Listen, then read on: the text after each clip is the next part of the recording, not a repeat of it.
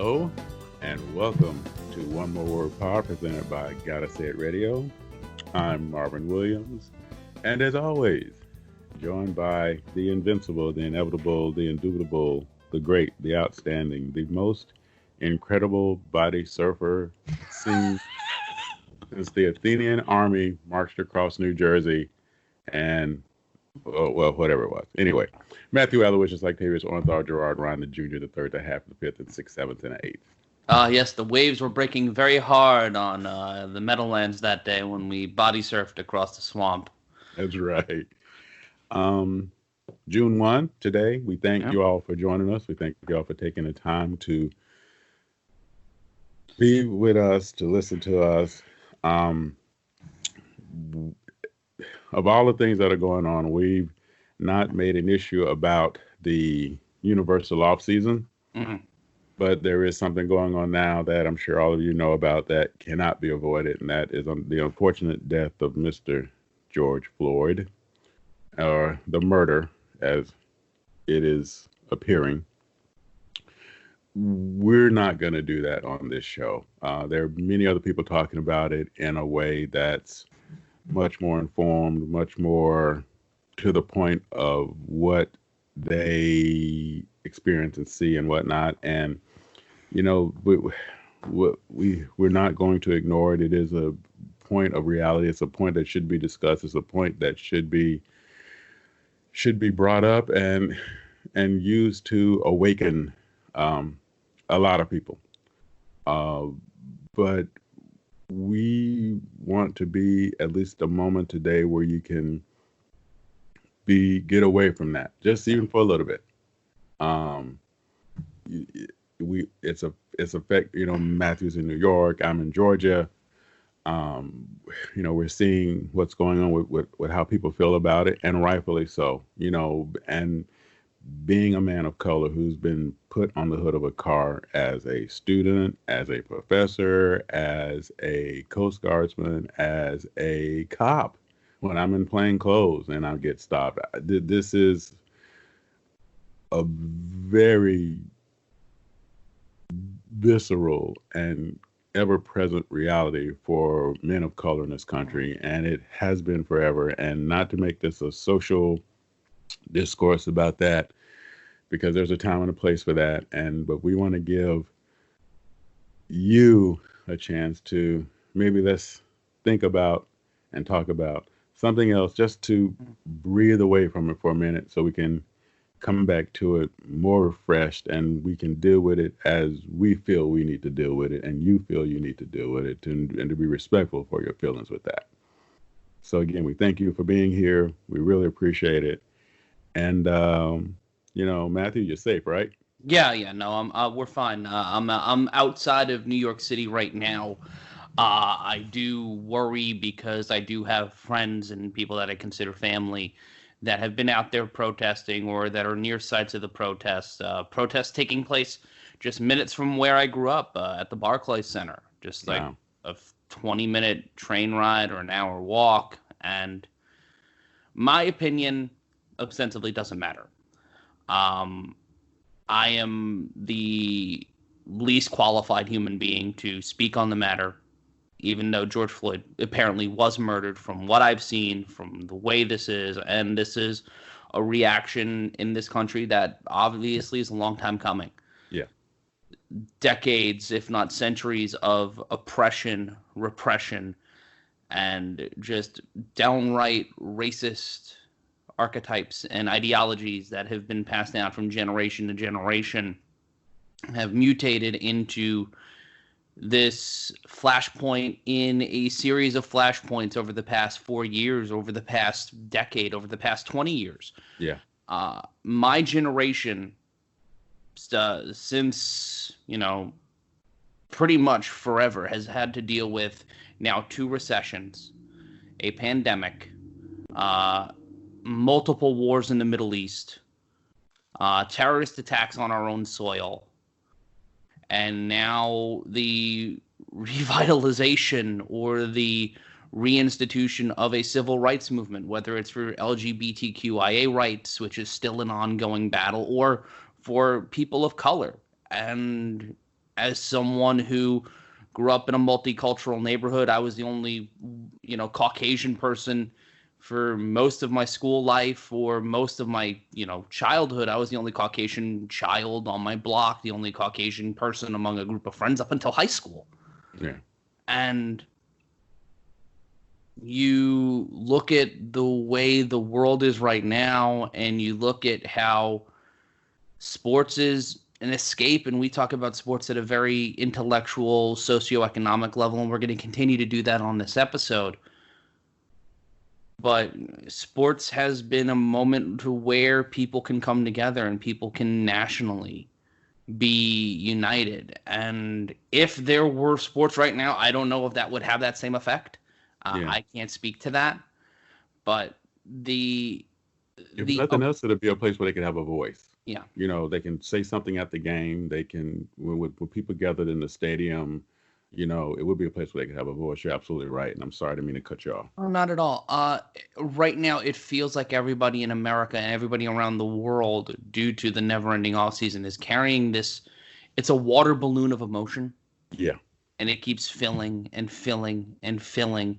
And whether that is due to the ongoing offseason, the actions of the President of the United States and his cabinet and his government, or local government, city government, or just in your life, like we've been stuck inside for over 3 months now.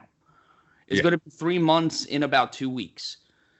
And when you're stuck inside that long, and when you see millions of Americans are filing for unemployment, in our way of life, for the most part, I can consider myself lucky. Marvin, you can consider yourself lucky. Our way of life, for the most part, has not changed. Right. A lot of people can't say that. No. And for those who are dealing with all of that anger, all of that sadness, all of that pain, and that water balloon filling and filling, all you can do right now is have empathy. If you are able to donate to the various bailout funds, whether it's Minnesota or New York, I know a video we put up on the One More Word Facebook page is raising money for the Minnesota Freedom Fund right now. So if you're willing to donate $1 or something, I will be donating something this week to a few of the various funds to hopefully ensure if people I care about get locked up for speaking their mind, which is a disgusting thing to say in America in 2020. Like, Marvin and I have been working in media for a very long time. It's essentially the only profession I've had as an adult.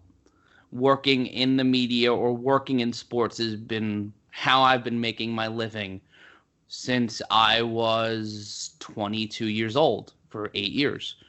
I've been working in media for 13, most of that unpaid. But when you see journalists who are just out in the streets getting arrested, getting shot with rubber bullets, and losing an eye, you can't look past it. No. Like I could talk about George Blanda for 45 minutes and act like everything's hunky-dory. I can do that while the world's on fire. But the world is on fire. And we need to take a second to stop and look at the fact that there's a lot that needs to change. There's a lot that needs to be addressed. A lot of disinformation out there. Marvin, you don't touch social media outside of Twitter, and you're smart for that. I posted something on my Facebook the other day about Tucker Carlson, who I am not a fan of. Politically, socially, I don't think he's a good broadcaster. And then someone shared with me a YouTuber that had like a name, Sticks Hixenhammer or something like that. Oh, that's kind of cool. Yeah, but it was a guy in a black trench coat who was espousing conspiracy theories and doing the old George Soros song and dance.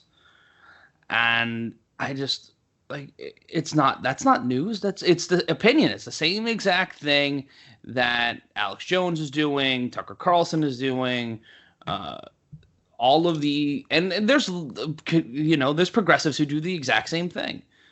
And that's not news. That's not debate. That is the echo chamber, and that is false equivalencies, and that's, all the stuff you learn while working in the media, and it's used as a tool against the people. Yeah. It's weaponized. And it, you know, wow, it's so beautiful to the point of I look at my grandfather, my father, mine.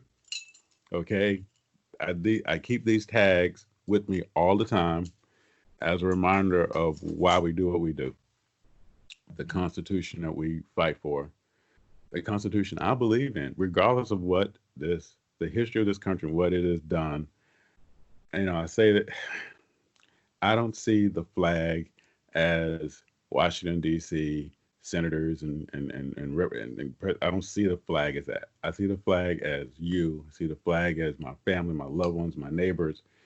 I see the Constitution, regardless of how we can debate what it was meant when it was written and all this other stuff. I see it as all the people in my life who I care for. Mm-hmm. And my family, from not just my parental line, but just even extended, is lived in service for that, fought before they had the right to vote. My great great grandfather, my great great grandparents fought before they had the right to vote.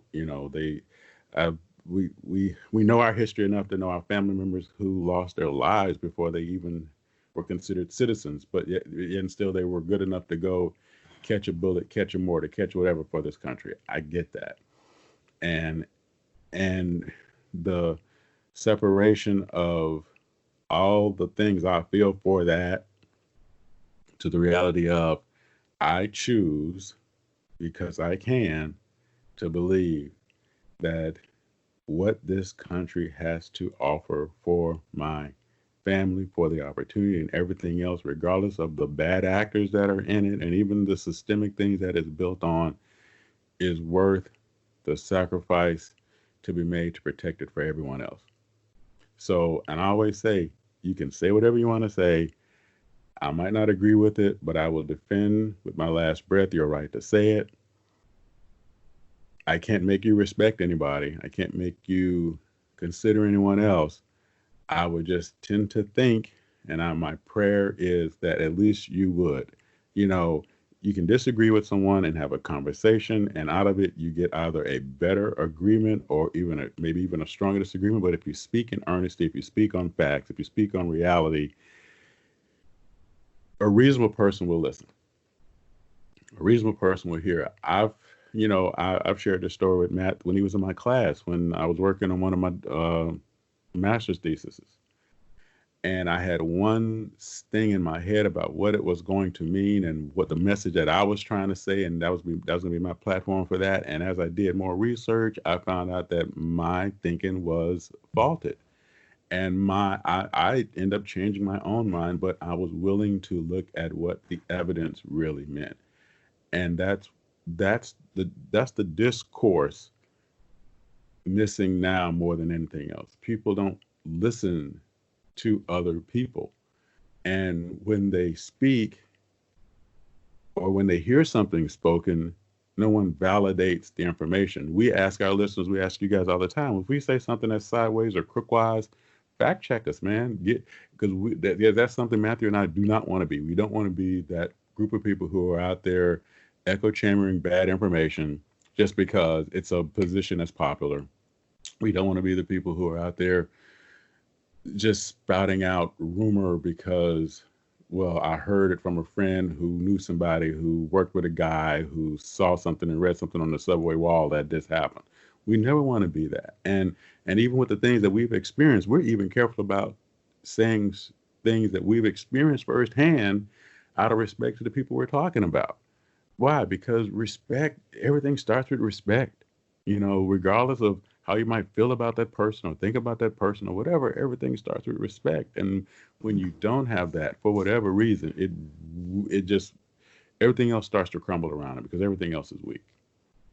And for those people out there who are making your voices heard and continue in one way or another, whatever platform you're comfortable with, your right as a citizen is to make your voice heard. Make it heard. speak power to truth, speak fact to truth, and stand for that. And if you give respect, you will get respect.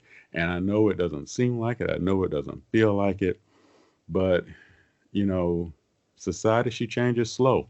Matthew, what I'll tell you in class all the time. The world, we might think she moves fast, but society and minds and thoughts, and as you said, the systemic, I won't say inbred nature of, but definitely the definitely that sort of centered box of thought process that just gets no outside influence.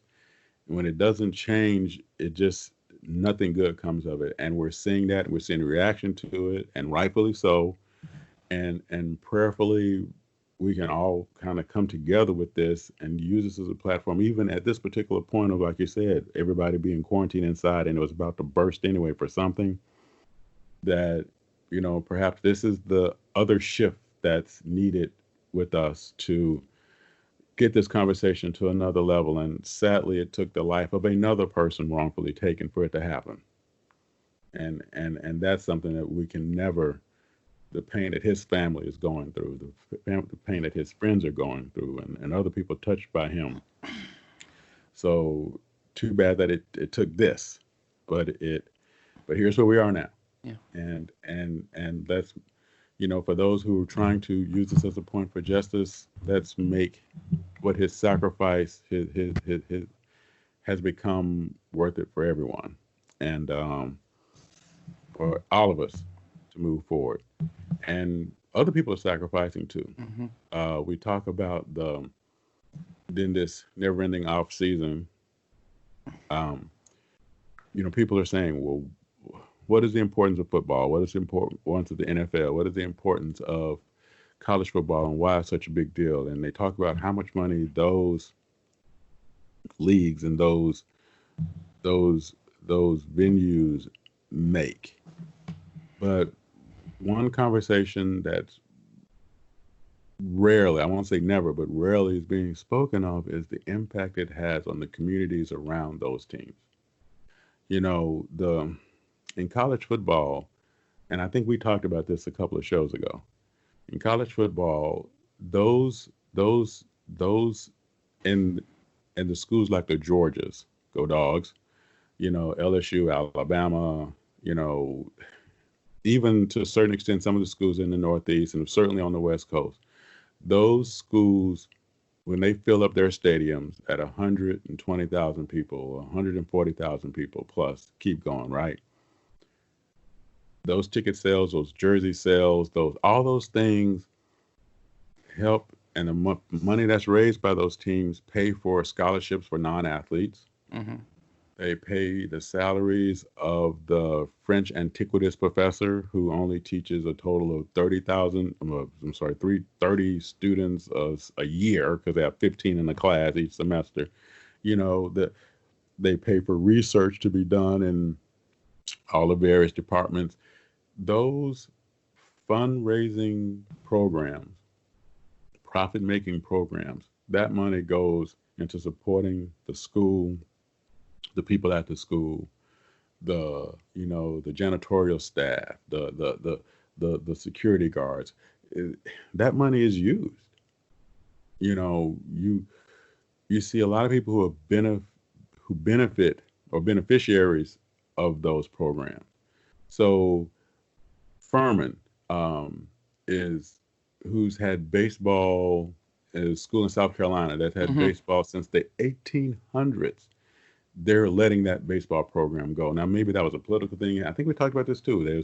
Maybe it's a political thing. Maybe they didn't want to keep it anymore, whatever, right? I hope that's not the case.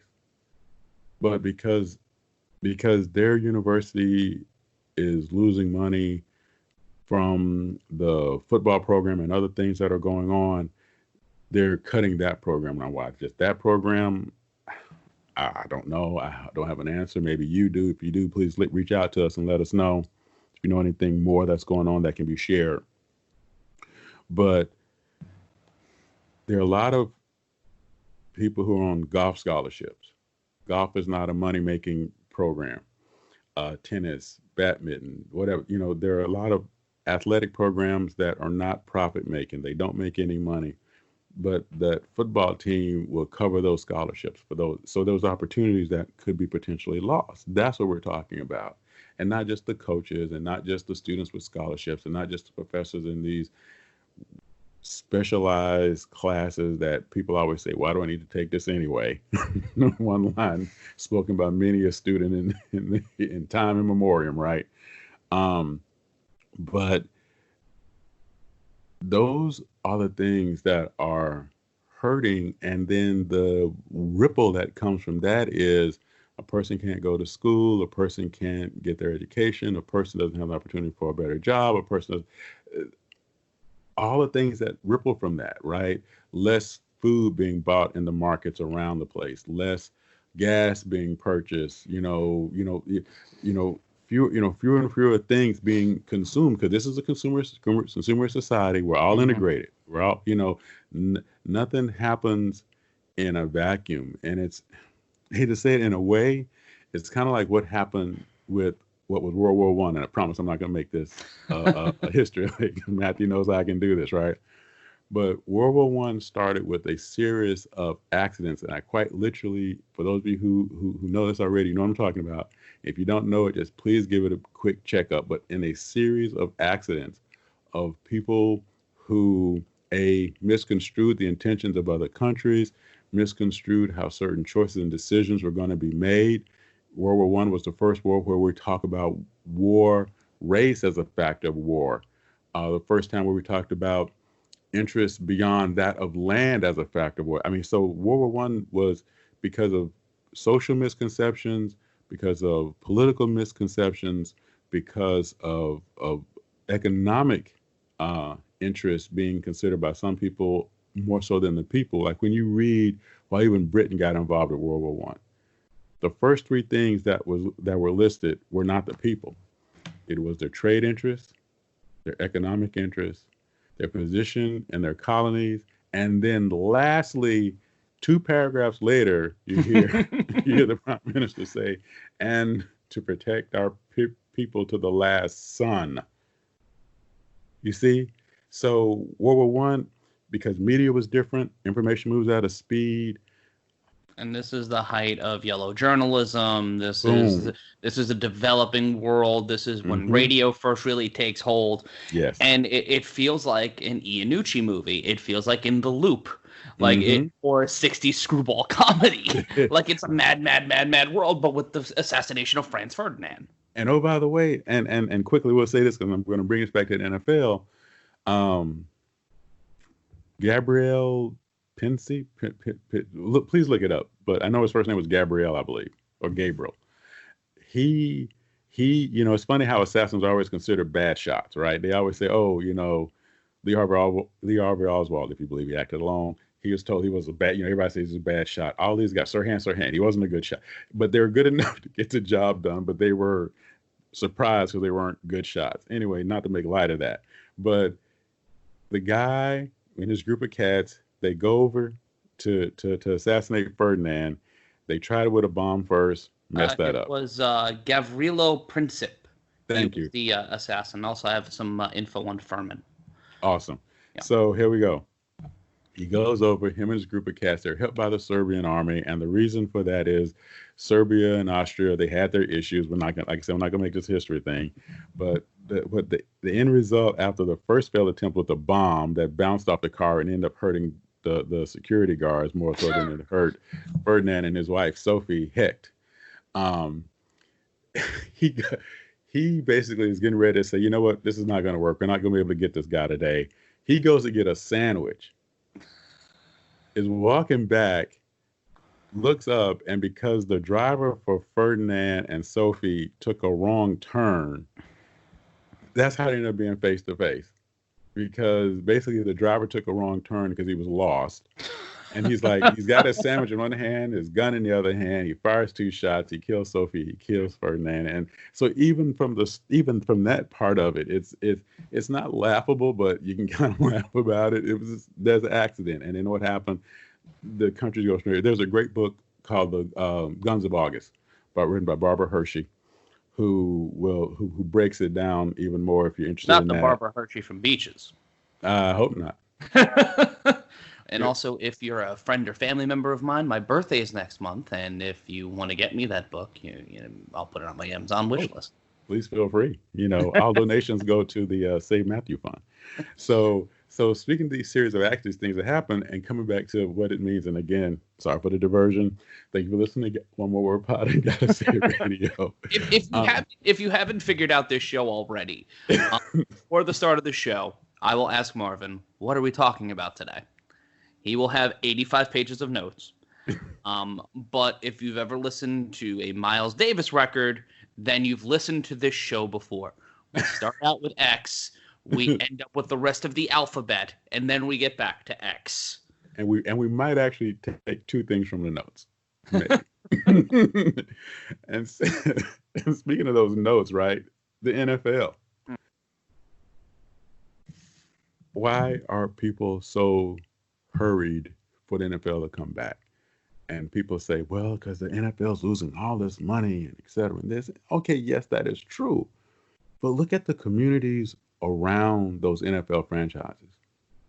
Look at the NFL foundations, the charities, the people who work for them, the people who benefit from the NFL being in action, the stadium employees, the bar, and the even the game day and game week, the bars, the clubs, the restaurants, and the local economy, T-shirts and jerseys, and ancillary sales, merchandise, the grocery store. So people who don't go to the game, but they cook out, they grill, they home gate instead of tailgate, right?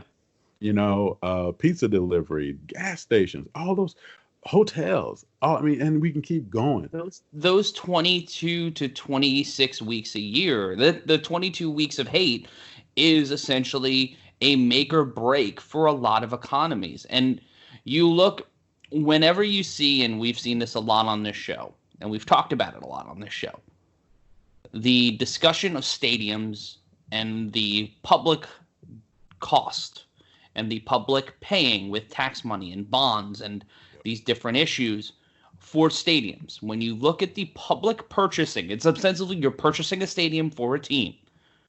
They're doing these purchases, in theory, because of the economic impact these stadiums will bring, whether it's the 82 games for a baseball season, the 8 weeks a year the NFL plays in their town, or the 8 weeks, or the different, the negative 15 concerts they have a year.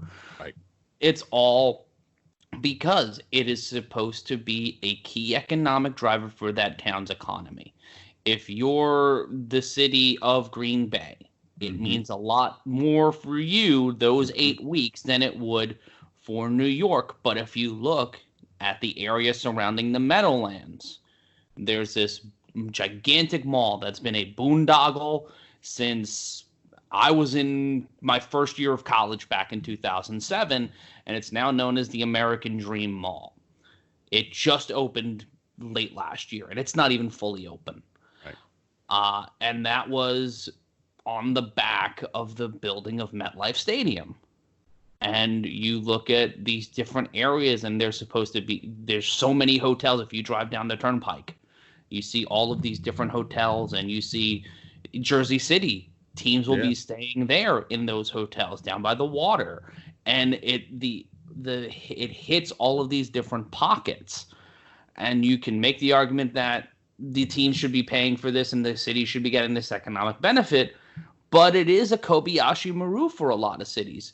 You could speak to it in Atlanta for the new Brave Stadium. That was a whole major problem.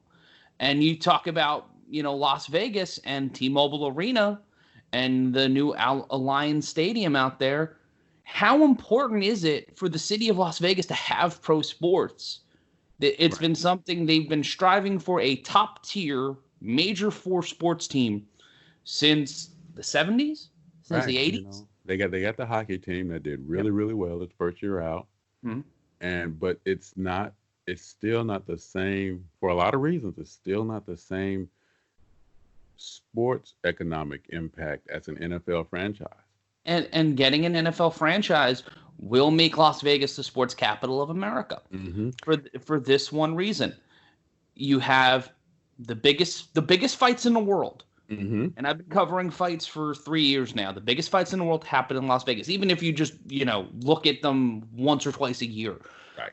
Last weekend, the UFC started fighting in Las Vegas again. They started fighting in their Apex Center, their pay-per-view on Saturday, which I'll be broadcasting live on the SBN MMA YouTube channel. It'll be from the UFC Apex. The biggest fights in the world happen in Las Vegas or now Saudi Arabia. And we can go into another discussion about that. Now that they have an NFL franchise, the amount of fights they can have in that stadium. Conor McGregor fighting in that stadium. John Jones, if he comes back. Deontay Wilder, Tyson Fury 3 can happen there. Anthony Joshua versus Tyson Fury can happen there because they could sell that out with the UK audience in a minute and a half. Oh, absolutely. And not to mention the people who are going to come there from the UK. Yeah, that's what I mean. Like the UK, I was at Anthony Joshua and Andy Ruiz's fight a year ago today inside Madison Square Garden and covering that fight for an old employer. And the energy in that venue when Anthony Joshua came out, it was revelatory. And you're standing there in the middle of Midtown Manhattan, and it feels like you're in Liverpool at a Liverpool match, or you feel like you're in Fulham, or you feel like you're at Manchester United. I'm sorry, I'm a terrible football person. I forget the names of the stadiums. Old Trafford or whatever.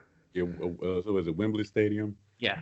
Or if they're at National Stadium or Wembley Stadium, I've watched Anthony Joshua fights on TV that took place there. I watched the Anthony Joshua, Andy Ruiz fight in Saudi Arabia on DAZN back in December. But that fight, you could feel the energy. And when he lost, it was like I've only experienced that feeling in Madison Square Garden twice in my life. Once was when Andy Ruiz beat Anthony Joshua, and one was when John Cena came out as number 30 at the 2008 Royal Rumble. There's this huge, and Madison Square Garden is the perfect venue for this because all the sound goes up, and then all of it got sucked out of the room. Like you can feel every breath in that building for a small amount of time, and then everything just rushes out. Yeah. It's like that moment before a dam explodes. You just feel that energy in the air. Yeah, and when you have that, right? Think about all the things that have not only led to that moment, but what's going around even outside and the impact that's happening outside. And in between Green Bay, where pretty much you have Green Bay and the Packers, and then New York, New Jersey, where there is everything going on there anyway, but the NFL still is able to impact. We see, I'm going to say two other extremes, and let's sort of use them as our convention cities. And I'm glad you mentioned Vegas because it's going to time perfectly to what the kind of the center point I wanted to talk about. So Vegas is a 24/7, 365 city, right? You have, not just the gaming and not just the other stuff that goes on there or gambling, whatever the proper phrase is, but you have the conventions that go on there. You have the other gatherings that go on in Vegas, the marriages, the honeymoons, and then you have the artists that are like, residents there, like, Garth Brooks or Britney Spears, Celine Dion, Kardashians, or whoever else is there. Well, yeah. The Delphonics. Right. So you have all these artists who are, so you have this constant flow of life, economic life, and we'll use that phrase right now, this constant flow of economic life there in that city. And it still means enough that an NFL franchise will take that and raise the bar for what it means. So it shows you what an NFL franchise means to even a city that already has that. And then another convention city, New Orleans. The same thing, right? New Orleans. The first time, as soon as you hear New Orleans, most people think of what? They think of the Superdome. They think of the Superdome, but in terms of going to New Orleans, what do most people consider going to New Orleans for? They go Mardi Gras. They go Mardi Gras, boom. Mardi Gras is only 2 weeks, right? So you have Mardi Gras, that's 2 weeks. You have the Jazz Festival, that's another 2 weeks.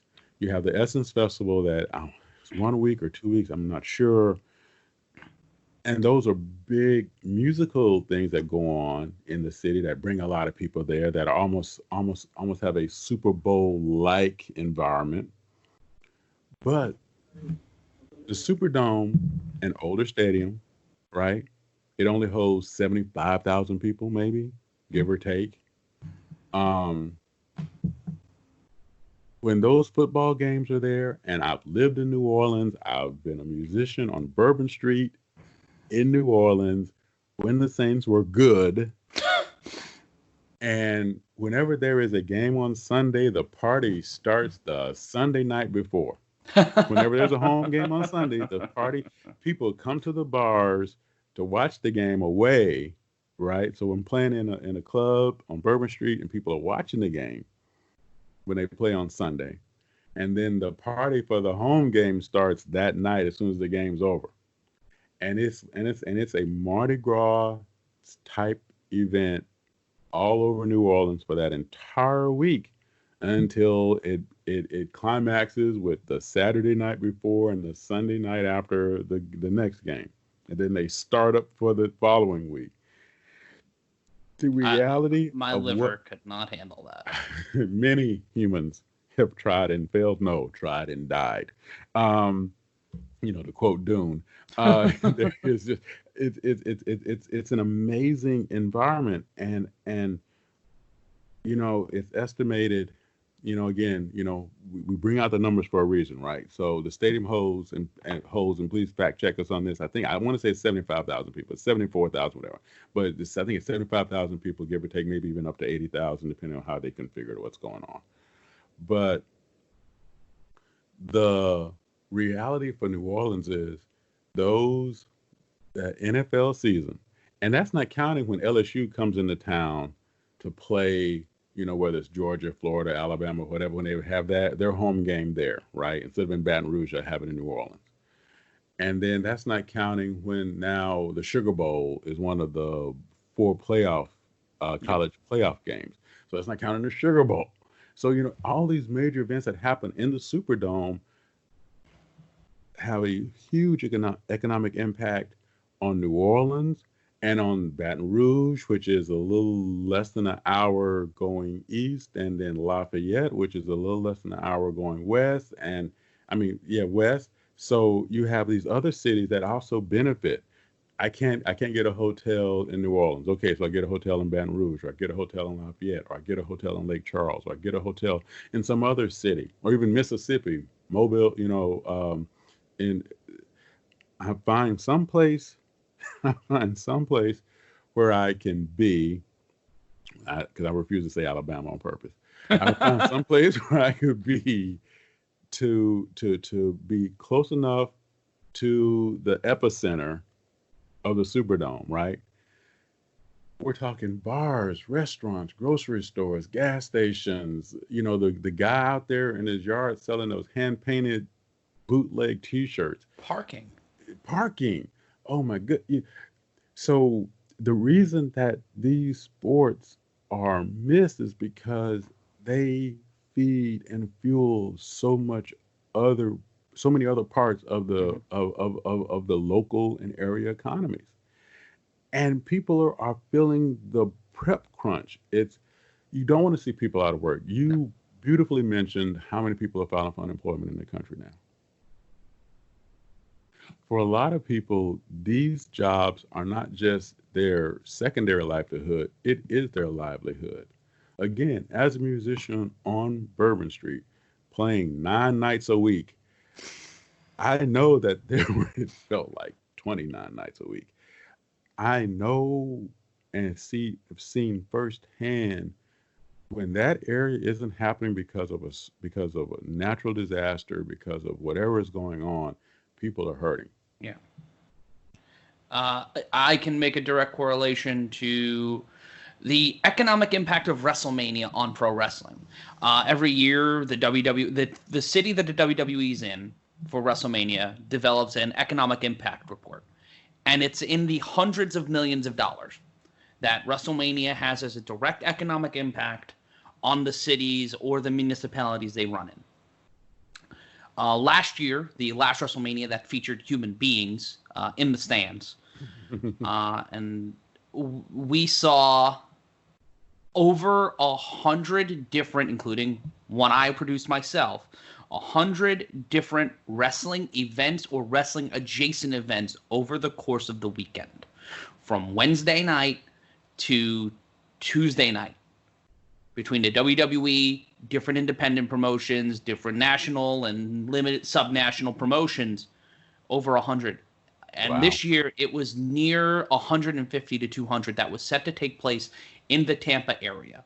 Wow. So Tampa, St. Pete, Sarasota, I believe, have had a few events, like different events throughout that entire region. And that's hundreds of thousands of dollars being shelled out by fans, by promoters, by talent driving or flying themselves to events, because a lot of people fly themselves or get themselves to wherever WrestleMania is to try to get on these shows and try to basically audition for bigger promotions that are running events down there. It's a make or break weekend for a lot of people and a lot of companies. Exactly. And you look at it like people didn't know what was going to happen the weeks leading up to WrestleMania, and as soon as it confirmed that WrestleMania was not taking state of Florida shut down, it was taking place in the Performance Center, and it was taking place, no fans, no fans weren't going to be allowed. That cut out over 100,000 people that may or may not have been to the event, and then it basically kind of shuttered. It had this domino effect on all the other events that were happening there. Exactly. Nothing's in a vacuum. And so, okay. So WrestleMania, it's weekly impacted, which, estimating again, fact check us on this, around $180 million. Yeah, the economic impact of WrestleMania week is about, for New York, I believe, was $150 million. Let me fact check that. All right. So the Super Bowls alone, I believe, average around $500 million for the area economy in a week. I mean, that's, and not to mention the additional jobs that is added, right? For WrestleMania 35, which was last year, this is per the WWE, generated $165 million for the New York, New Jersey area.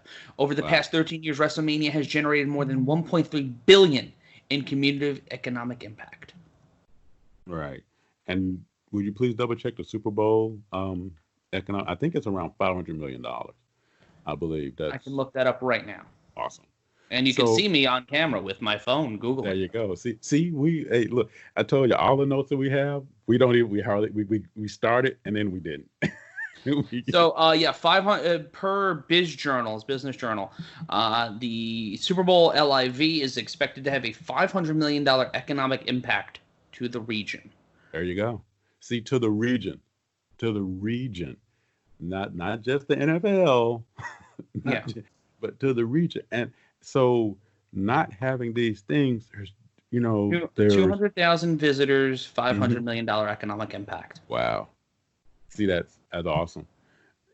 And not having that means people might not have work, means people are missing mortgage payments, missing bill payments, missing things like that, missing student loan payments, and I'm sorry, and it ripples from there. It doesn't stop. I'm so afraid because people listen from everywhere. So I'll please forgive me for saying it that way. But the United States economy, like so many other countries, are over intertwined. When one part of the domino stack is missing, the rest don't fall right. Other countries might have sort of a back door out, whatever, because of their structure, but the United States, built completely on capitalism, if one domino is missing, that means another domino is going to be missing. Means another domino is going to be missing. And I'm using dominoes because I'm fascinated when I see these cats do these elaborate domino falling displays and how that happens, right? But if one domino is out of place, if one domino is an eighth of an inch or a millimeter too far one way or the other, or everything else is out, and everything else is at a loss. So that's what we're seeing now, and what people are truly afraid of.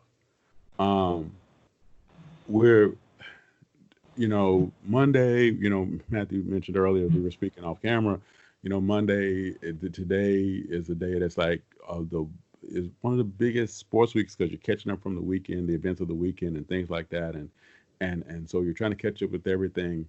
But since we're in this, every day almost feels like a Monday now because of there's, NASCAR is back here in the States, and that's she who is brilliant and beautiful hooked me up with NASCAR and get turned me on to it, and so from a while ago. So I'm following. I follow NASCAR. I've been following NASCAR for years. It's really cool to see them back, and of course they're taking full advantage of being the only major sports. Uh, I'm saying major sports events back in the United States. They're going to start having fans. So they're going to be the first to have fans back. They're That's a dangerous game. yeah, well, but again, Are they going to adhere to social distancing? I thought they already had fans back because I've been seeing stuff at speedways, right. and I'm just, what are we doing? Right. But again, NASCAR is another sport, brings a lot of money to not just Hmm. not just the, how can I say this without sounding like me? Nas- NASCAR brings a lot of money above on the table to the Hmm. city, but there's a lot of under the table money. And I don't mean in an illegal way. I mean, there are a lot of people who get in their trailers and they follow NASCAR around and they go buy from local farmers. They go buy, food from local merchants that are not necessarily on the NASDAQ. They're a lot of people have their own personal family cottage industries built around when NASCAR comes to towns, and so even in that NASCAR too, like NFL had have a they ha- NASCAR has a huge economic impact on its areas, and so not having it and now being able to have fans back is making a big difference for a lot of places. A lot of cities that where these NASCAR events occur are small cities, right? There's the racetrack, and then there's the town, and then that's it. Rare are the okay. So Atlanta is an exception to the rule, and if you know the Atlanta area, you know that the Atlanta Speedway is not even in Atlanta, but it's close enough that we're going to claim Atlanta, right? Um, but you go to Martinsville. Martinsville's a really small town. You go to these other places, they're really small towns, whether they're tourist towns or not. But Dover is not a huge city, but you can see the racetrack from everywhere in Dover, darn near, right?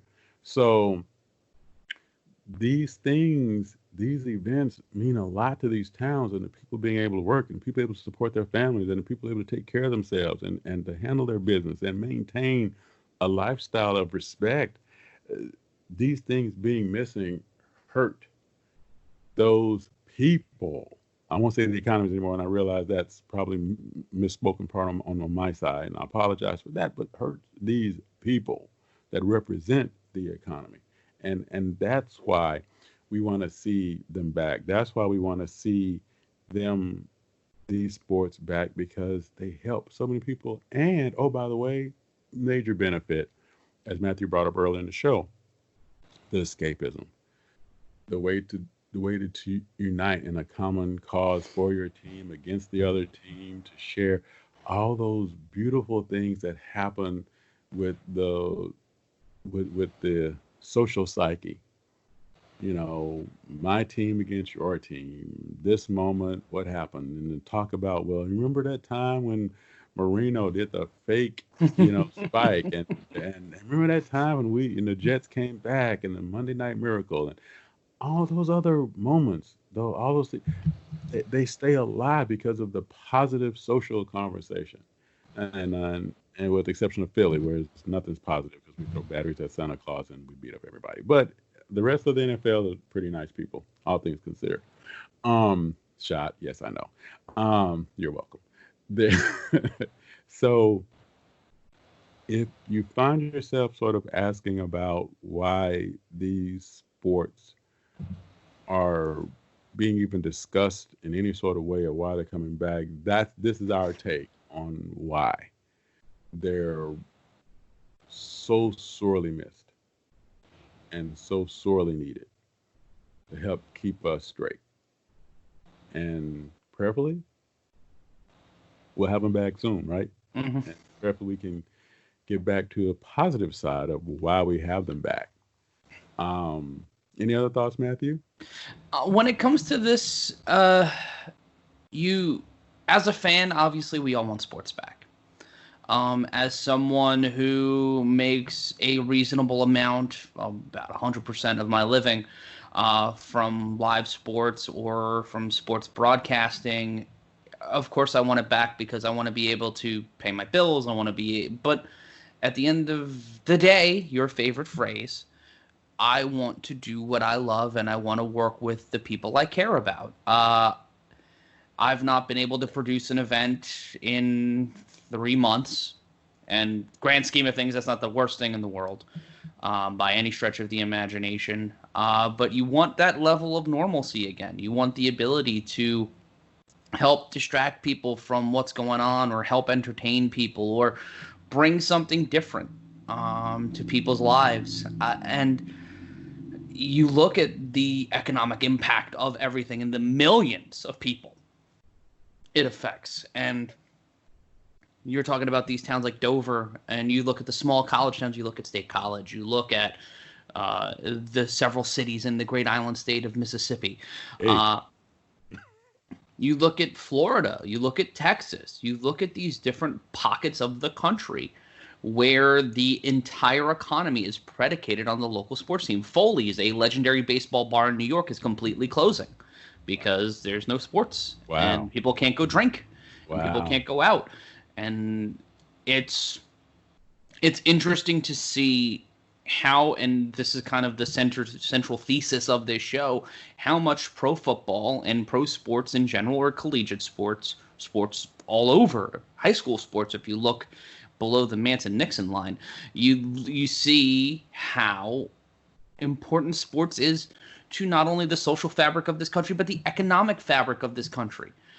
If a stadium doesn't get built somewhere, the Lighthouse Project on Long Island, the Lighthouse Project was going to see not only a new stadium be built in the Nassau Coliseum parking lot, and basically tear down the Coliseum, build a new one, but it was supposed to create housing. It was supposed to create business, help build out the tech sector on Long Island, which is, I believe, burgeoning, which was at the time burgeoning, with a large number of businesses looking at Hempstead, looking at different parts of Long Island as a hub, because it was a central point. I know Acclaim was out on Long Island when they were still in business, because they were able to get the money to build out there, and a lot of their people lived in the suburbs. But due to politics, that was the domino effect to forcing the Islanders to move to Brooklyn. That failed. And now they're building something out by Belmont Park. And that's going to take a while to build, but that's supposed to bring business. That's supposed to bring a whole bunch of things with it, because the stadiums now are economic packages. They are not just something that pop up somewhere. They are supposed to be the self-actualized economic redevelopment plans that happen to have sports around it. And as someone who went to Hofstra University, which is literally across the street from the Nassau Coliseum, and was spending time in Hempstead, walking around Hempstead and Uniondale, that is a city and an area that is in dire need of economic revitalization. When I was a Hofstra student, you would get campus alerts all the time that a student was attacked, student was mugged. You would see businesses being shuttered. You would see there was don't go to Hempstead train station at night, because there was a large homeless population in Hempstead. And you look at everything and you if the lighthouse had been built, what would have changed? If the very conservative government had scheduled a vote for the second stadium redevelopment project that Charles Wang tried to put forth. They made that vote in August of 2011. In August, a referendum vote in August, which means no one's voting. Right. If you read through the tea leaves, the only people who vote are the people who are over 55 or 65. And that's not a knock on, older voters, but older voters are going to tend to be more economically conservative, and they're going to tend to be a NIMBY mindset, not in my backyard. Right. And that was bringing in more business. That was going to but that was going to cost them money. It was going to raise their taxes. But the economic effects, and they don't care about the economic effects after them because it's after them. Right. They care more about the now and not the future because at that point, they don't care anymore. They're too old to give a damn. And it's so funny you said that because look at the meaning of when a political decision is made.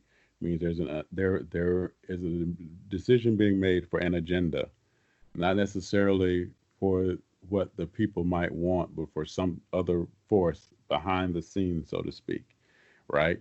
So when that political decision is made, here's what we want to happen. We can't say that, but here's how we can make it happen if we do this, right? So we have the vote in August instead of having a vote when school's back in or whatever, and those choices that are made. Politics is strategic. It's a strategic thing. And you brought up, and I'm sorry, I don't want to take away from your thought. You brought up Furman earlier, right? Mm-hmm. You have some more information on Furman and them so the baseball program. Political again. They cut the baseball program and the men's lacrosse program, and a 10% cut for the athletic director, the football coach, and I believe the basketball coach, in an attempt to save $5 million. Wow. So that's a $5 million cut, getting rid of two programs. The current students, I believe, are able to retain their current scholarships. Okay. So they're not being kicked off of campus, and there are no plans to bring back either program. Marvin, you were a college professor. I've worked in college sports as an announcer. Those lacrosse programs, especially at some of the schools I've worked at, like St. John's, Stevens University in New Jersey, especially for St. John's, it's huge. It's huge for that college. It's not bigger than basketball, obviously. It's not bigger than baseball because you think of those programs when you first think of St. John's. But when you look at the lacrosse program, the amount of different schools, major universities that play in the Big East. The Big East is the big lacrosse conference. Right. Like a school from Colorado, which is the best in lacrosse, is a team in the Big East because they want to play in a power conference in lacrosse. Right. Think about that for a second. And you think of that economic impact that has. And so $5 million, these programs and these pay cuts, you think of Oklahoma State booster T-Bone Pickens, who probably is giving over $1 billion to that school, easily nearly $700 million to the athletic program, right? Can you imagine them having somebody like him who says $5 million? No, keep it. Here you go, writing the check where it can happen. I think the outrage around Furman. What was the other institution that just got rid of their Division I baseball program? Bowling Green, I believe. Wow, really? Yeah, Bowling Green. So imagine, and we talked about the diminishing value, social value of baseball in the United States now, right? We talked about that in the last few episodes. So Bowling Green firm, I believe it's Bowling Green. Please fact check us on that one, family. They get rid of baseball programs. There's a social outrage because of the history at Furman. I don't think people really knew or discussed the Bowling Green program so much.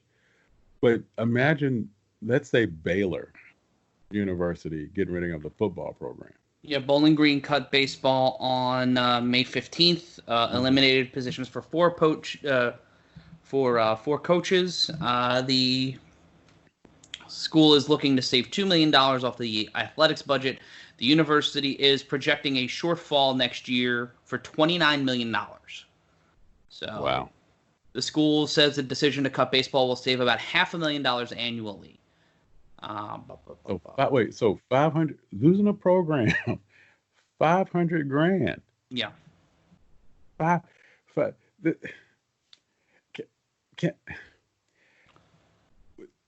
we had a new topic for another show because we're not going to make this a 3-hour show, right?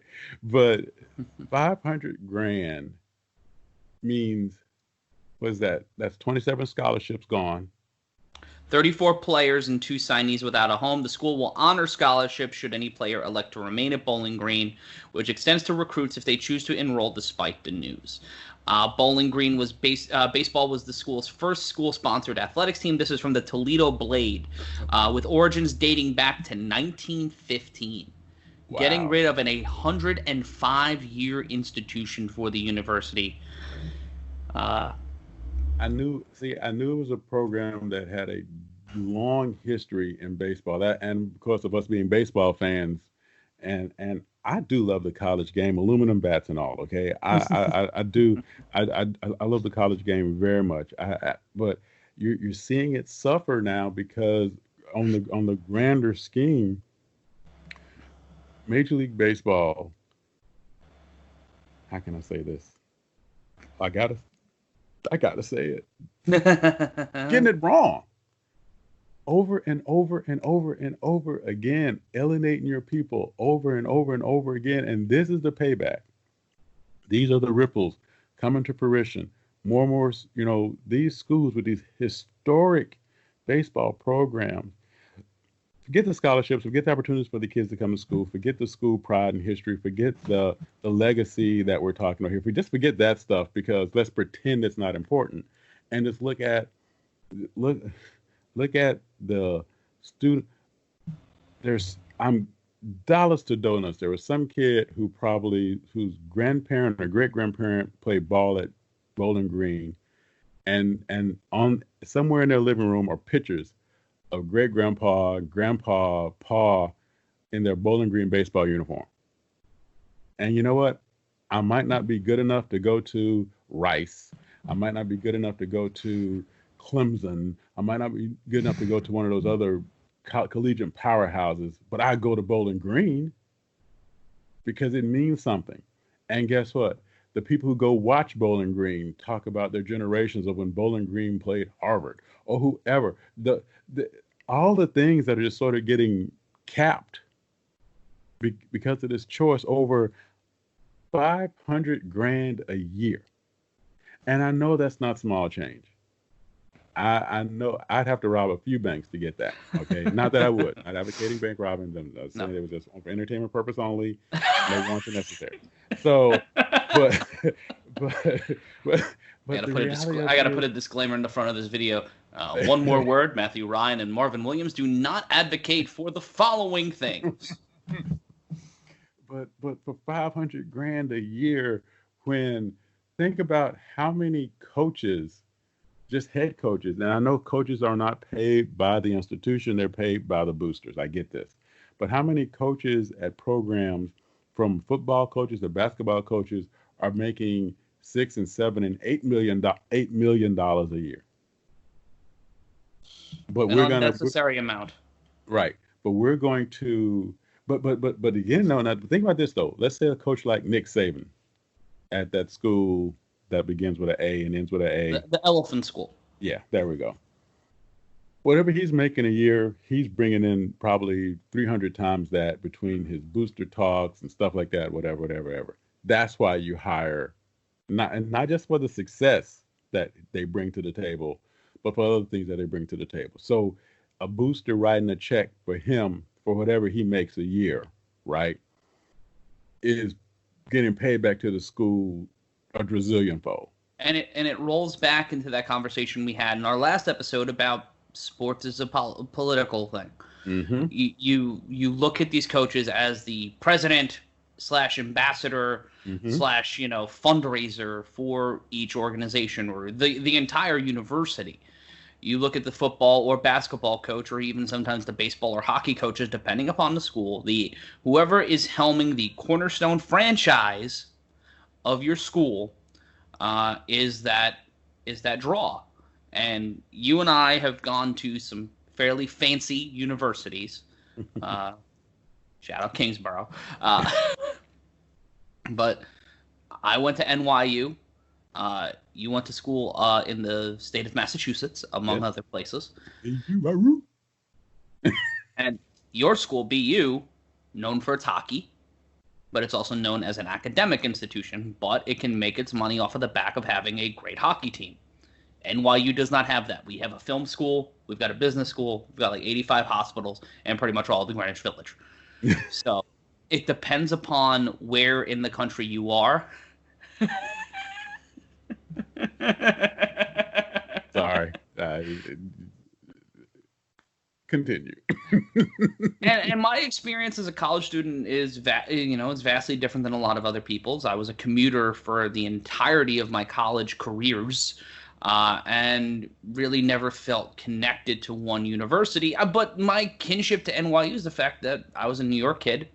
NYU was always kind of like that. It felt like unreachable for kids like me growing up, single parent. I know I had to really talk you into going there.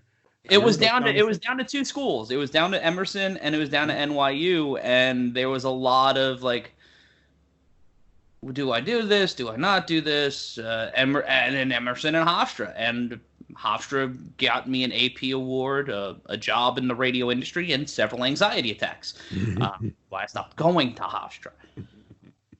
But it's weird to see, you look at the economics, and Hofstra is a perfect example. The football team was considered an institution at the school. Yes. And they got rid of it in place of a medical school. They basically decided, do we want a medical school or do we want a football team? And now Stewart Stadium is a lacrosse stadium. A huge football stadium on campus is now a lacrosse stadium, because that's the biggest, outside of basketball, that is the biggest sport at Hofstra. There's baseball and softball as well, but lacrosse on Long Island is lacrosse on Long Island. They had at Hofstra, they had a lacrosse radio show. Safe to say I was never on that radio show, but I have called a fair amount of lacrosse games in the decade since. And so you look at Hofstra making that decision, and then let's take one extreme case to close this out, where an entire institution is closed down, like Morris Brown College in Atlanta. It is a school that, because of financial impropriety and other things like that, the entire school gets shut down. And talk about the ultimate slap in the face, right?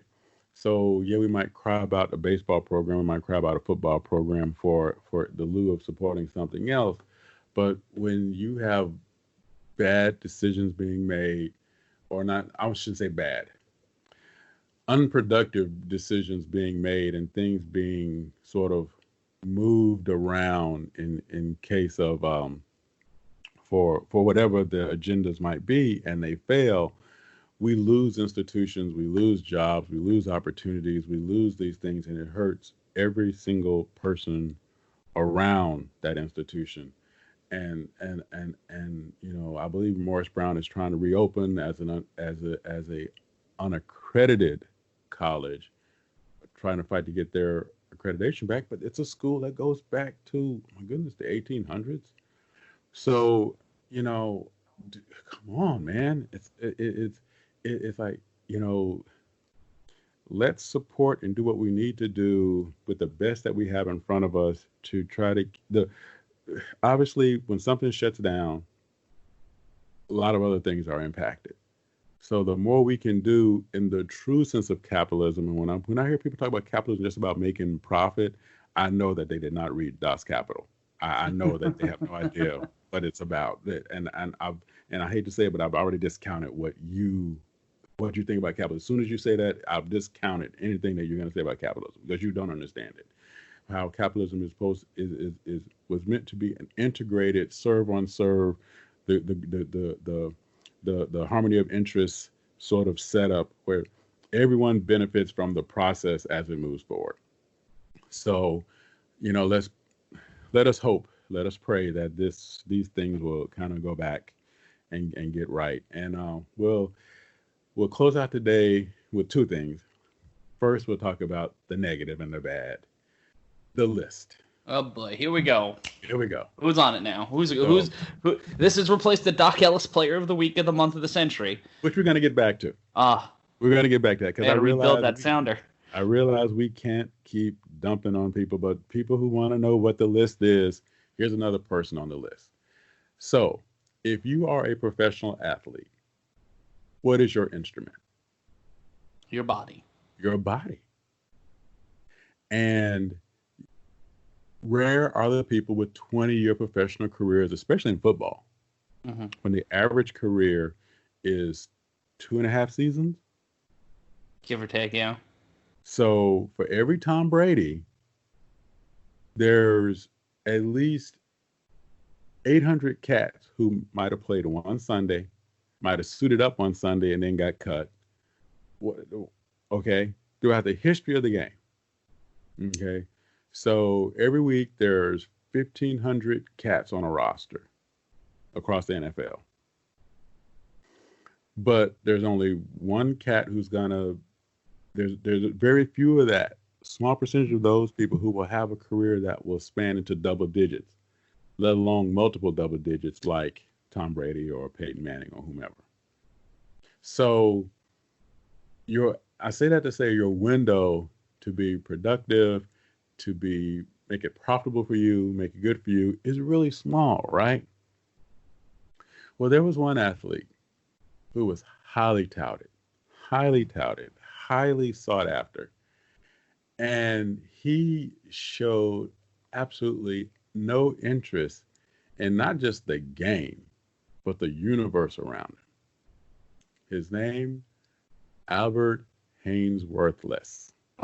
I was like, not caring about the world. Oh, I know exactly where he's going. And his name is Albert Haynesworth. I just add the less at the end of it. And hate doing that to a human being, but when you earn it, you earn it. Okay, there are things that I don't care about that I won't make an effort to do. But I will tell you, no, dude, not into it, not gonna happen. I'm out. This cat held out for more money. He did what he's supposed to do as a business person in the sport. Good for him. But then he fails a physical when all he had to do, yes, he's a lineman, and yes, you get out, your instrument is your body.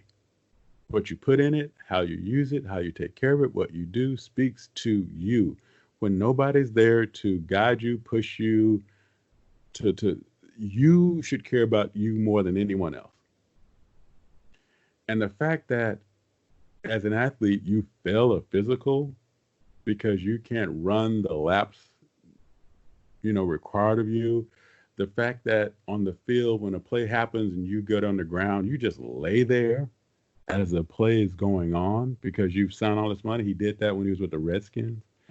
All these various things, this utter disrespect for not just the game, but for the people who came before him, who gave him the opportunity to not only make the money that he was able to make, but also to wear that uniform and to be cheered and revered the way he could have been, the impactful player he could have been. And it was a $95 million contract, if I recall, with the Redskins.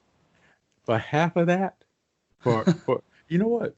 For 10% of that, dude, I would not only run every day, which I do anyway, I'd run more every day. I would really watch what I eat. I would really, I would not. I'd care about my body again. I would. I mean, I would not pull an Antonio Brown. I would actually pay a personal trainer as opposed to, but I wouldn't even need it because all I would. Sorry, I had to get him in there. He's on the list too. There is no amount, because I was told something as a child that's always stuck with me, and that is, you don't dress for the job you have. You dress for the job you want to get. You don't prepare for the job you have. You prepare yourself for the job you want to get. You kick butt in the job you have so you can be prepared for the job that you want to get. And being an athlete, dude, you have made the elite list for whatever reason. You were born with the right DNA structure, the right whatever's going on, that you were recognized and you're put in this position to do something that an extremely small percentage of the population is able to do. But then to disrespect that, to disrespect the people around you. Can you imagine Albert Hainsworth on the Raiders from the 70s? He would have been thrown out of that locker room by Ted Hendricks, and They wouldn't find the body, and that's a lot of body to go missing. Yeah. He he was one of those players. I believe Joe Gibbs was the coach of the Redskins at the time. Mm-hmm. So not only did Joe Gibbs give up on him, not only did Fisher give up on him in Tennessee, where he started his career, he went to the Patriots. And he played under Belichick, and Belichick washed his hands of him.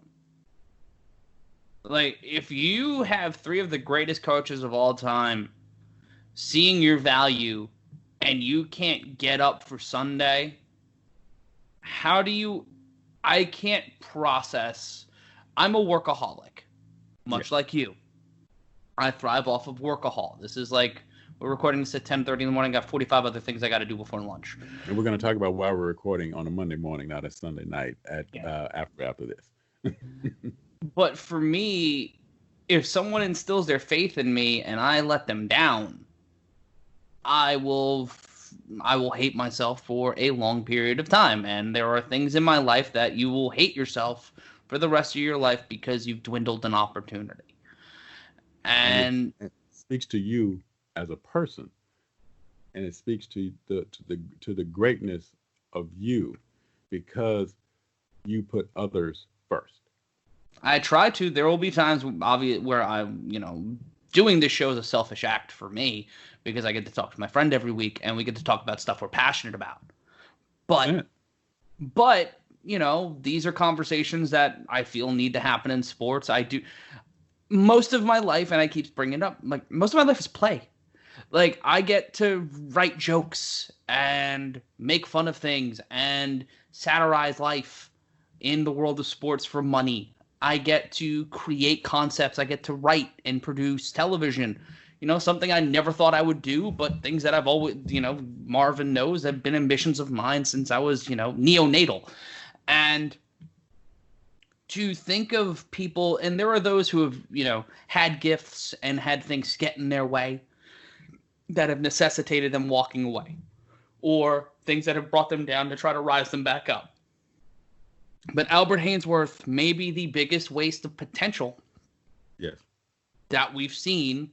Jamarcus Russell within the running, but he may not have had the potential that many thought that he did. Did you hear the story about the film, the tape with Jamarcus Russell?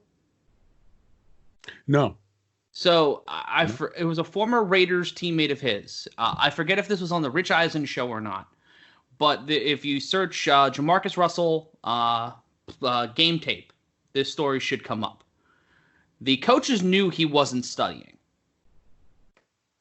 So they gave him a blank VHS tape to study game film.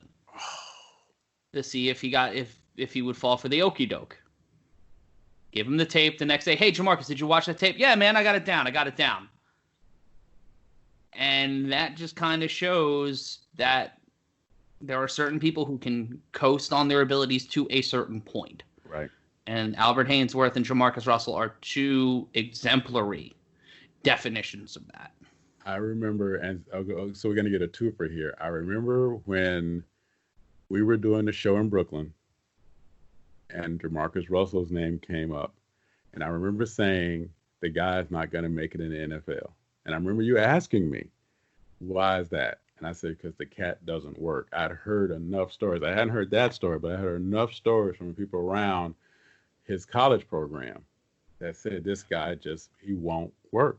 And I remember sharing with you, I said, no names involved, no whatever, but this cat has a reputation for just showing up, and you can't do that in the NFL.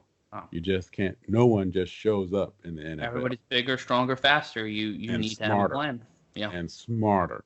And so again, another cat. And there are stories, and you know what? Maybe one day I'll do a segment of some firsthand stories I know of people who were given homework assignments who that were tricks and tests and they fail.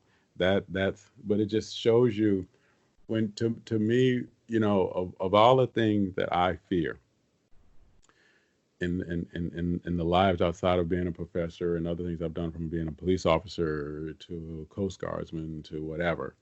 I don't fear being shot. I don't fear losing my life. I don't fear those things. But I fear not being there for the people who need me. That is my biggest nightmare that I always pray. Just give me an opportunity to be there because I believe that if I'm there, I can take care of somebody. I can get done what I need to get done to help them, to be there for them, to help them get through because I know I'm going to be okay. And like you, the same thing. The biggest fear is letting the person next to me, letting the person depending on me down. And I can't do that. Don't want to do that. Don't want to be that guy. Don't want to be that person. But to be offered so much, knowing that you can only earn that, and that one contract is family changing. What could it mean for his kids, his grandkids, etc., the empire he could have set up, right? But it just to be, eh, you know, that bothered me to the nth degree. And and and to do it to Joe Gibbs of all people, everybody else, yes, but to Joe Gibbs especially, it really bothered me to know to know uncertain terms. And if you want more about the Redskins and their history, especially with this cat, again, we give a shout out to our former colleague and current friend Tom Garrett at his Twitter handle is at the Axis of Ego. Hmm. Give him a search. He can probably detail you more about that guy's history there in the Washington Redskins uniform or how he desecrated it. And so while we're filming on Monday morning, June 1, is because yesterday was a celebration. It was a off-season celebration for my neighbor nephew Justin and his cousin Sarah graduated high school. Muscle tough. Yes, Sarah's going to North Georgia College. I believe she's going to major in criminal justice, which is Oh, awesome because she's going to make an amazing lawyer or whatever she decides to be. Probably be on the Supreme Court one day. And Justin is actually going to Georgia Southern, the primary campus, and he's going to be a math major. And that really touches my wow. heart because math and physics are my thing. My mom was a math major, so the fact that here's a kid and I've known him now for a number of years.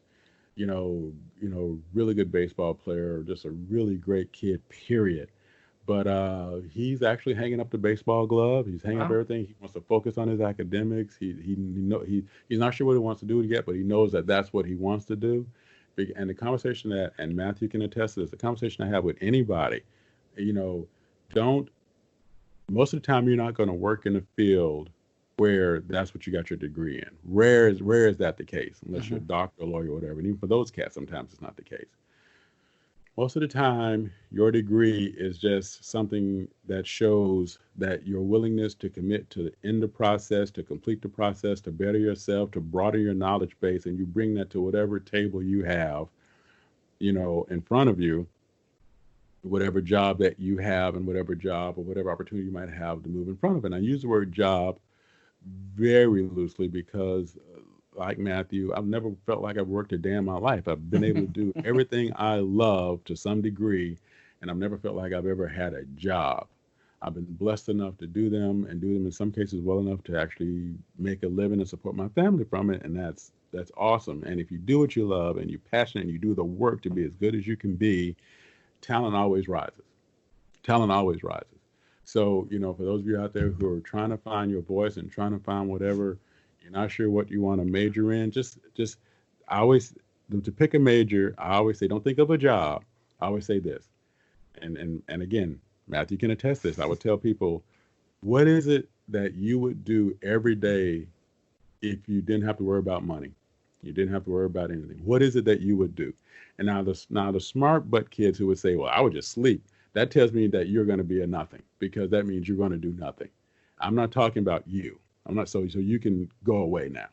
I'm talking about the people who say, oh, I want to help take care of children, or I want to help be an advocate for the polar bears, or whatever that. So find something connected to whatever it is that you love to major in, because that's what you're going to have the passion for, the suffer through for those years that you're going to be in school and graduate school, whatever you decide to do, to make it worthwhile for you, because you're following what you love and it won't feel like work. You know, a lot of people major in business. Why? Because I want to own a business. Well, you don't have to major in business to own a business. Mm-hmm. You don't have to major in business because you're going to get a job working at a cash register. You don't need a business degree for that. But if you want to create businesses, if you want to create a business, might help you with that. But again, you don't have to major in it. What is it that you love? Develop that. And that's what I always say go for. And these two kids, Sarah and Justin, they're doing that. And it's really awesome to see. So that's what I was doing yesterday. That got into our taping time, and Matthew so graciously said, yeah, we're going to pop up and do it tomorrow morning. I said, it's awesome, because I have to get off my butt anyway. I have a lot of furniture to do. So we thank you all for taking time. And I know we really creamed this show for quite some time. It feels, was an hour and a half. Hour 26. Hour to see. So we thank you for taking this time out. Again, you can listen to us on any of your podcast platforms that Matthew so graciously set up for us.